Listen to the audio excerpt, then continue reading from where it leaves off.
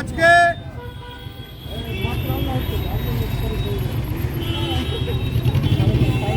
জয় বাংলা।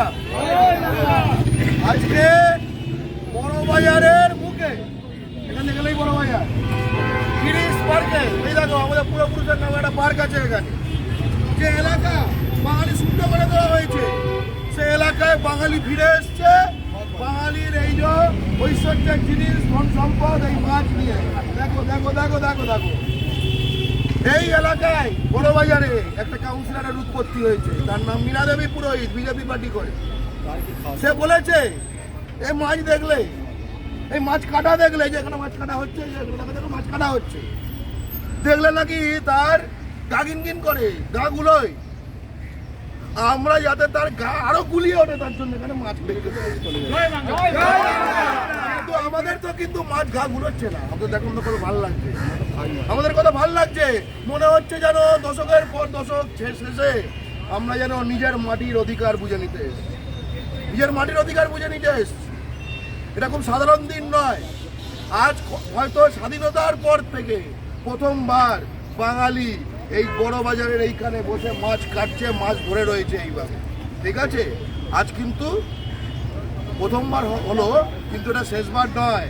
এরপরেই আজকে এখানে, তারপরে আরেকটু পেছনে, তারপরে আরেকটু পেছনে, তারপরে কিন্তু পুরো বড় বাজার শুধু বাঙালি। এবং একটা কথা বলতে চাই, এই যে বাঙালিকে তাড়িয়ে দেওয়া হয়েছে বড় বাজার থেকে, 100% থেকে 10% হয়ে গেছে। নিশ্চয়ই ওরা খুব শান্তিপূর্ণভাবে করেছে। আমরা একই রকম শান্তির জল ছিটিয়ে আবার আমাদের 10% থেকে 100% করে দেবো। এবং আমি শুধু একটা কথাই বলবো, বাঙালি আজকে গুজরাটে গিয়ে, রাজস্থানে গিয়ে, বিহারে গিয়ে বলতে পারবে ওদের ওখানকার লোক কি খাবে, কোথায় খাবে, কিভাবে খাবে, এই নিয়ে কোনো মন্তব্য করার মতামত দেবার। আর যদি দিত তাহলে কি করতো, ঘাড় ধাক্কা দিয়ে তাকে আমাদের এই মাঝে উৎসবে পাঠিয়ে দিত। এটাই তার জায়গা আর ওইখানে হতো না। একই সঙ্গে আমরা তাই বলতে চাই যে মীনা দেবী পুরোহিত আছেন, বসছেন, খেয়েছেন, থাকছেন, বংশবৃদ্ধি করেছেন, গুড। কিন্তু হোটেলের গেস্ট যেন তার হোটেলের মালিক নিজেকে না মনে করে, যে মেনু ঠিক করে দেবে, ঠিক আছে। মেনু কার্ড দেওয়া আছে, বেছে নিতে পারেন। মেনু কার্ডটা কি হবে এটা ঠিক করার এটা অধিকার আপনাকে বাঙালি দেয়নি। একই সঙ্গে শত্রুঘ্ন সিনহা বাঙালির ভোটে জিতেছে, তৃণমূলের সাংসদ। সে বলেছে সারা ভারতে আমিষ নিষিদ্ধ, ঠিক আছে, আমিষ নিষিদ্ধ হয়েছে। তাকেও ধিক্কার জানাই। এবং এর থেকে কি শিক্ষা, বাংলার প্রতিনিধি দলকে কোনো বহিরাগতকে নমিনেশন দেওয়া যাবে না, যাতে কিনা আমাদের ভোট নিয়ে তারপরে আমাদের সংস্কৃতির সঙ্গে এরকম বিশ্বাসঘাতকতা করে। জয় বাংলা। আমাদের সোজা কথা, লোকে ওরা কি করে, এখানে যেখানে দাঁড়িয়ে আছি, গতকালকে এখানে অস্ত্র ভান্ডার উদ্ধার হয়েছে। কলকাতা পুলিশ এই জায়গা থেকে ওদের প্রচুর অস্ত্র উদ্ধার করেছে। ওরা বিহার থেকে, ইউপি থেকে, রাজস্থান থেকে অস্ত্র নিয়ে আসছে। আমাদের অস্ত্র কি? আমরা বলছি শুটকি মাছ আসছে দেরে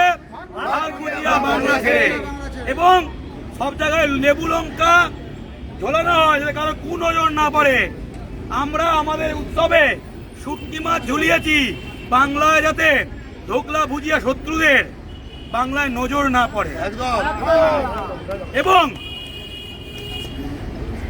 এবং কি মনে হচ্ছে এই মাছ ভাতটা গিরিশ পার্কে ভাজা হচ্ছে, এখানে গন্ধ পাচ্ছি আমরা।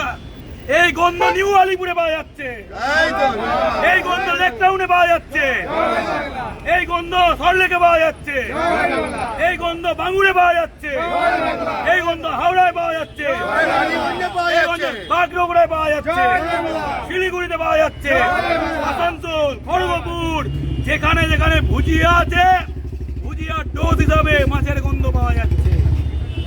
আচ্ছা মীনা দেবী পুরোহিত, আমি আপনার স্বাস্থ্য নিয়ে চিন্তিত। হয় আপনি এটা পাস করবেন বা আজকে আসবেন না, যখন ভিডিও দেখবেন যদি গা ঘিন করে, গা গোলায়, আমাদের এখানে 3-4 জন ডাক্তার আছে, আমরা মেডিসিন কনসাল্ট করেছি। ওনারা বলেছেন মাছের গন্ধে যাদের গা গোলায়, তাহলে শুটকি মাছের গন্ধ সকালে গা গোলানো বন্ধ হয়ে যায়। ডাক্তাররা প্রেসক্রাইব করে দিয়েছে। নিটে জালিয়াতি করে পাস করা ডাক্তার না। অরিজিনাল ডাক্তার, অরিজিনাল ডাক্তার, কম ডোজে হচ্ছে না, চড়া ডোজে। ঠিক আছে? ওষুধের ক্ষেত্রে যেটা এবং বিভিন্ন স্কুলে আমিষ নিষিদ্ধ করেছো, যেখানে ভুজিয়া মালিক বিভিন্ন স্কুল, নিউ টাউন স্কুল থেকে আরম্ভ করে বিভিন্ন স্কুল, অনেক কিছু বিভিন্ন হসপিটাল আলাদা বসাচ্ছে, ডাক্তাররা আমিষ নিরামিষ ছাত্রদের আলাদা বসাচ্ছে। ডাক্তাররা বলে আমিষ পথ্য শরীরের জন্য ভালো, প্রোটিন আছে, অ্যানিমাল প্রোটিন। বিভিন্ন হসপিটাল, আইএলএস সহ বিভিন্ন হসপিটালে নিরামিষ পথ্য দিচ্ছে বাধ্যতামূলক ভাবে, আমিষ পথ্য বাদ। হসপিটালেও শুটকি মাছ ভাজা হবে, হসপিটালের আশেপাশে, স্কুলের আশেপাশে। এই বাংলার মাটিতে মাছ ভাতের শত্রু যারা, এই বাংলা শত্রু তারা। জয় বাংলা, এটা মাছ ভাতের মাটি, এ জয় বাংলার ঘাঁটি। জয় বাংলা। আচ্ছা, মাছ ভাতের গন্ধে গা গোলালে বাজারে যাও কেন? মরুভূমিতে বাজার নেই, মাছ ভাত নেই, জল নেই, মরুভূমিতে জলই নেই, নদী নেই। বাজারে তো মাছ তো পাওয়া যাবেই না, এমনকি নদীতে মাছও হবে না, কারণ থর মরুভূমি। তোমরা বালিতে যাও,